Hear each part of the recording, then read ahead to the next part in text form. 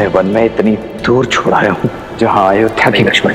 मुझे संकेत भी मत देना कि तुमने सीता का त्याग कहाँ किया है।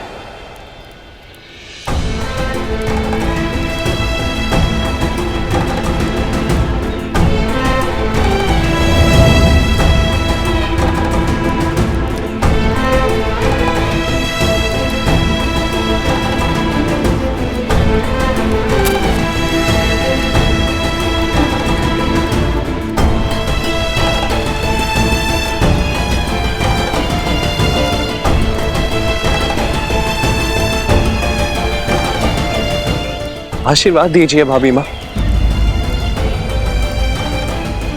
कि आपका पुत्र भैया के सौंपे कार्य को पूर्ण कर सके।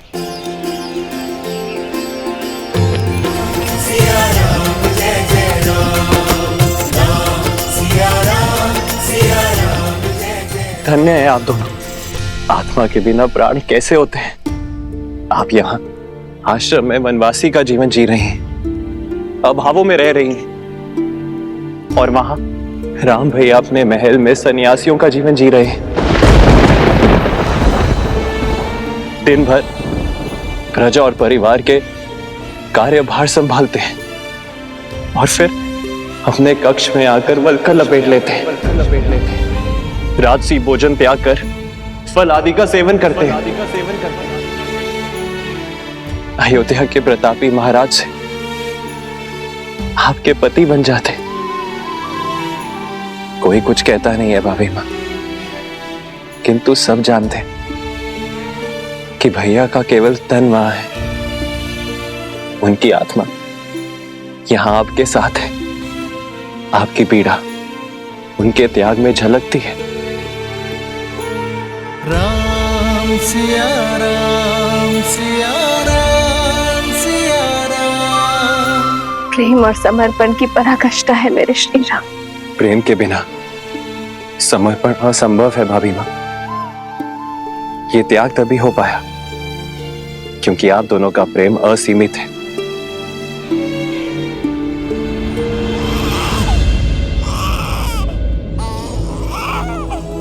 आपके भतीजे लव और कुश।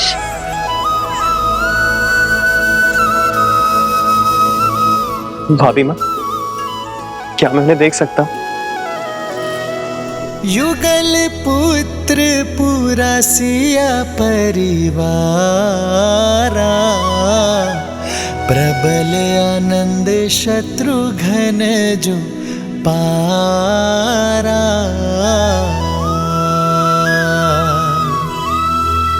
सूर्य प्रताप शिव दुई शिशु जाहि, सकल जीव के ही देखे माही।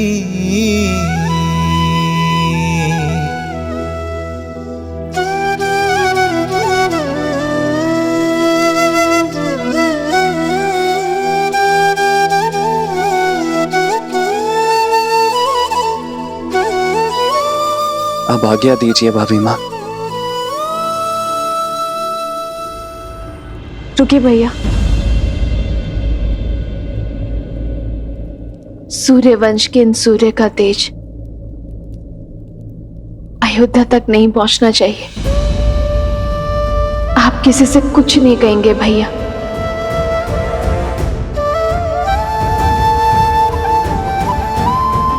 श्री राम से भी नहीं।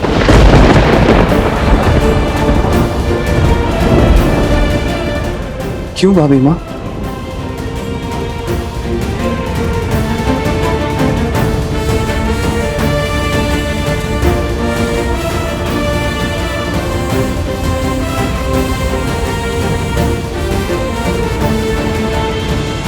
संतान के लिए पिता का मोह वो घातक शस्त्र है शत्रुघ्न।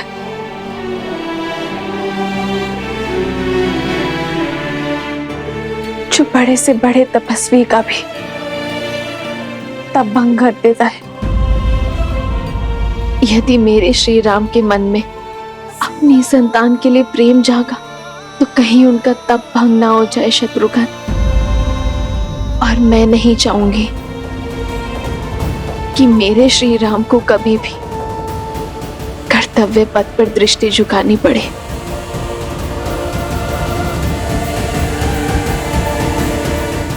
आपके आदेश का पालन किया जाएगा भाभी माँ। अब मुझे आज्ञा दीजिए। तेरी जय जयकार, सिया राम की जय जयकार।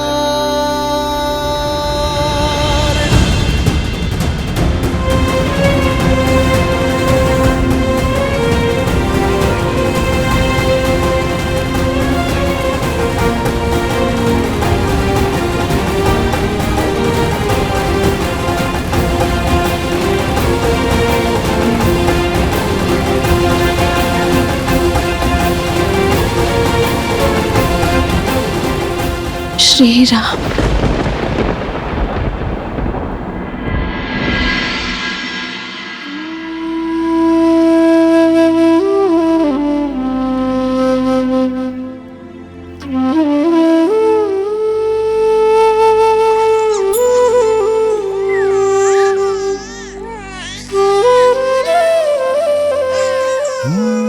मंगल भवन अमंगल हारी, द्रव सुदस राम भैया अपने महल में सन्यासियों का जीवन जी रहे हैं।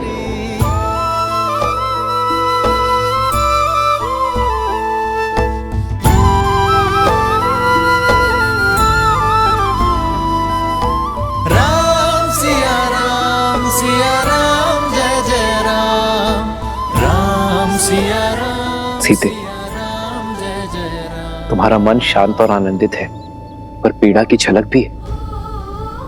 कदाचित तुम्हारे सुख का कारण हमारी संतान है, पर पीड़ा का कारण।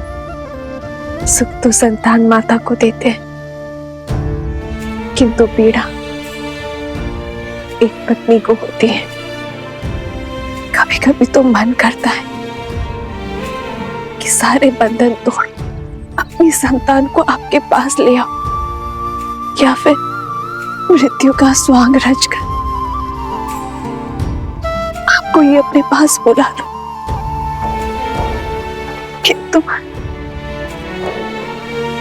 किंतु तुम जनक की पुत्री हो, राम की अर्धांगिनी हो, रघुकुल की पुत्र वधू हो।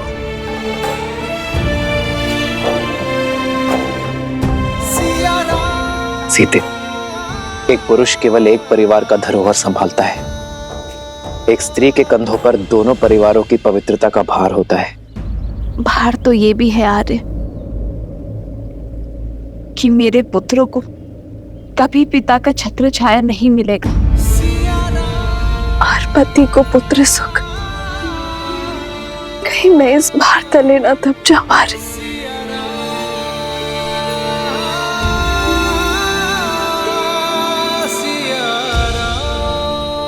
भार स्वार्थी होता है सीते, उद्देश्य निस्वार्थ। ये लड़ाई केवल हमारी संतानों के लिए नहीं है, समाज के लिए है, पाप के निवारण के लिए। पाप पुण्य की एक गाथा ने हमारे जीवन को क्या से क्या बना दिया। अरे क्या कभी पूर्ण रूप से राक्षसों का अंत हो सकता है? राक्षस होना परंपरा नहीं है सीते, प्रवृत्ति है। दुर्गुणों और लालसा से भरा हर मन राक्षस होता है। यदि ऐसा ना होता तो ना ही मधु ऋषि के घर लवनासुर जन्म लेता, और ना ही रावण का भाई विभीषण होता। जैसे जैसे समाज में विद्या, आस्था और संतोष की वृद्धि होगी, वैसे वैसे ये राक्षसी प्रवृत्ति पाताल में गिरती चली जाएगी। समस्त कौशल राष्ट्र शुद्ध हो जाएगा, तब ये नियति हमें पुनः अवश्य मिलवाएगी।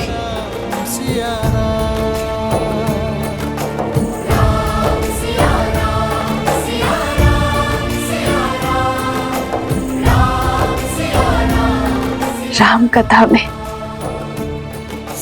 राम के जीवन का सार है।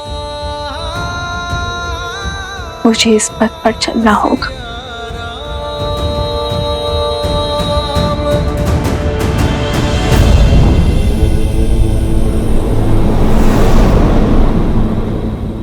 माता सीता अगर अयोध्या में होती तो लव और कुश का लालन पालन उनके लिए कितना सरल होता ना। अब यहाँ आश्रम में अयोध्या की महारानी को शरण लेनी पड़ी है। पुत्र गणेश, इस संसार में हर स्थिति का महत्व होता है। देवी सीता की इस स्थिति का महत्व है अपने पुत्रों को सुसंस्कार देना और लोक अपवाद से उनकी सुरक्षा करना। गणेश, जैसे तुम्हारी माता आदि शक्ति संसार की कारण शक्ति है, देवी सरस्वती संसार की ज्ञान शक्ति है, वैसे ही देवी लक्ष्मी संसार की पालन शक्ति है। अब तुम ही सोचो, जो समस्त संसार का लालन पालन करती हैं, जब वो इन विषम परिस्थितियों में मानव अवतार में सीता के रूप में अकेले अपने दोनों पुत्रों का लालन पालन करेंगे, तो उनके दोनों पुत्र कैसे प्रखर होकर निखरेंगे।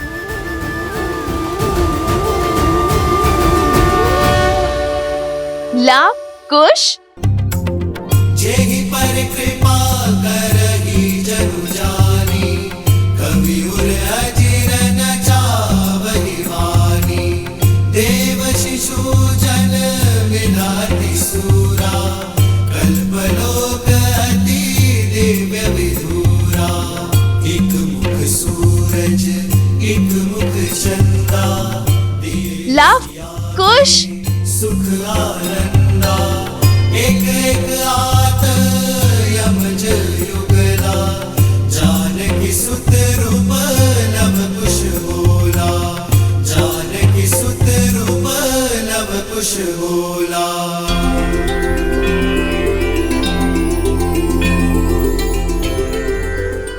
लव और कुश ने सभी वेदों को बालपन में ही कंठस्थ कर लिया था, परंतु एक और वेद भी था जिसे उन्होंने भली भांति कंठस्थ किया, और वो था मर्यादा पुरुषोत्तम श्री राम की जीवन कथा।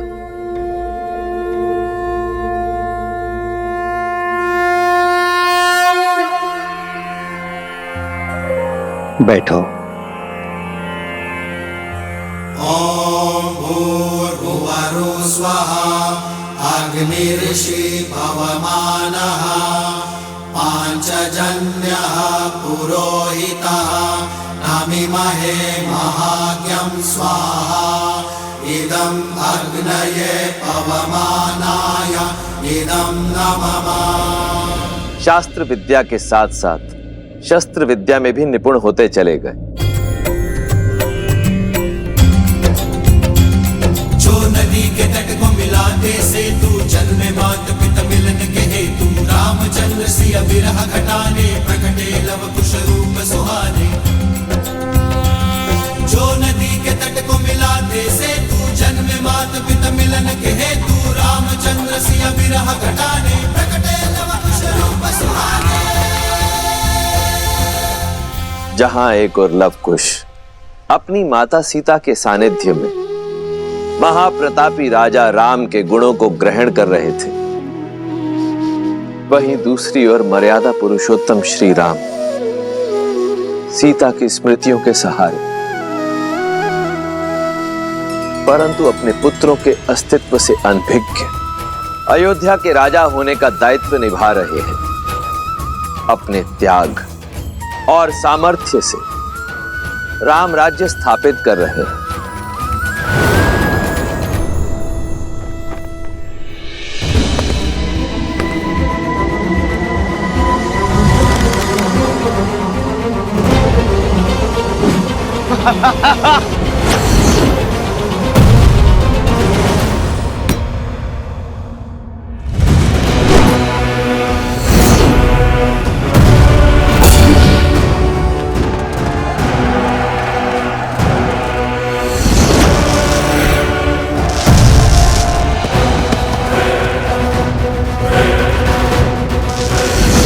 वहां शत्रुघ्न और लवनासुर का युद्ध वर्षों तक चला।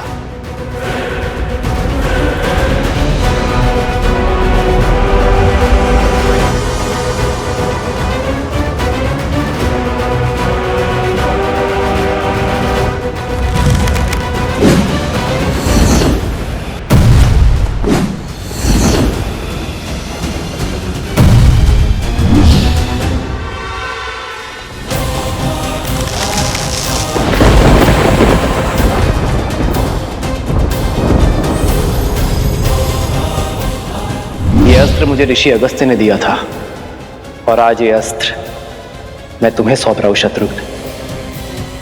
कदाचित नियति ने इस अस्त्र पर लवणासुर का ही नाम लिखा है, और आज ये अस्त्र अपना कर्तव्य निभाने के लिए सज्ज है।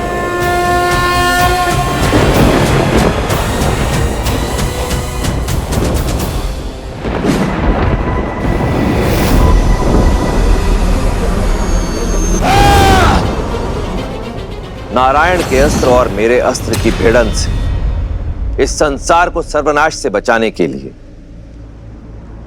मैंने अपना अस्त्र लौटा लिया।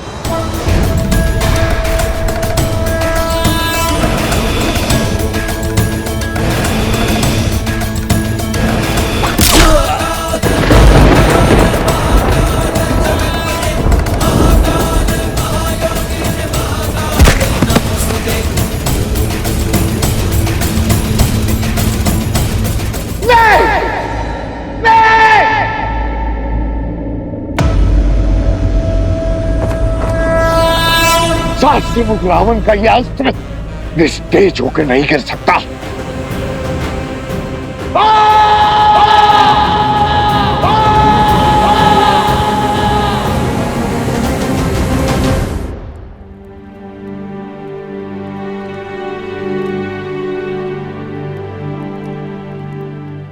प्रेम समर्पण करुणा ज्ञान से है भरा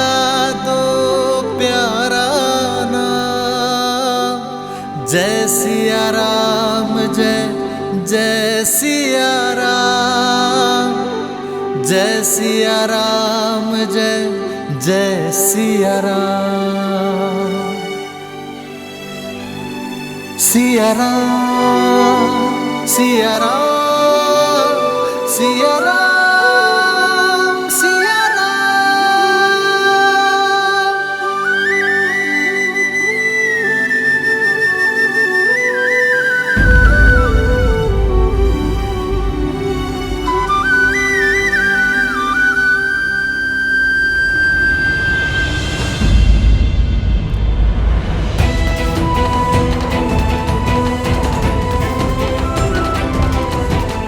आओ लक्ष्मण।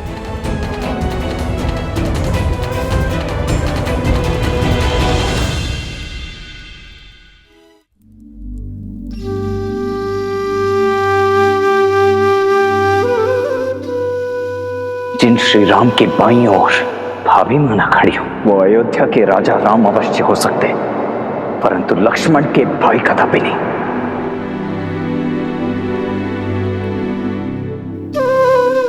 बोलो लक्ष्मण, यदि मन की बात मन में ही रह जाए तो पीड़ा अधिक होती है। अपनी पीड़ा को तो अपना क्रोध बनाकर आप पर उड़ेल दिया है मैंने। आपसे विद्रोह किया, आपसे दूर रहा, परंतु आपने अभिमान से विरह और मेरे क्रोध की पीड़ा को सदैव सहन किया। आज भी कर रहे हैं।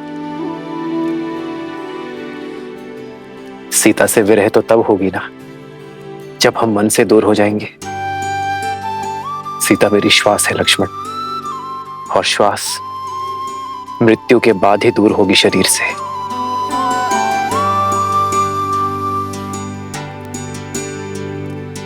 और रही बात तुम्हारी, तुम्हारे क्रोध में भी मेरे लिए प्रेम था, अपनी भाभी मां के लिए प्रेम था, और प्रेम कभी अनुचित नहीं होता लक्ष्मण। मुझे क्षमा कर दीजिए भैया।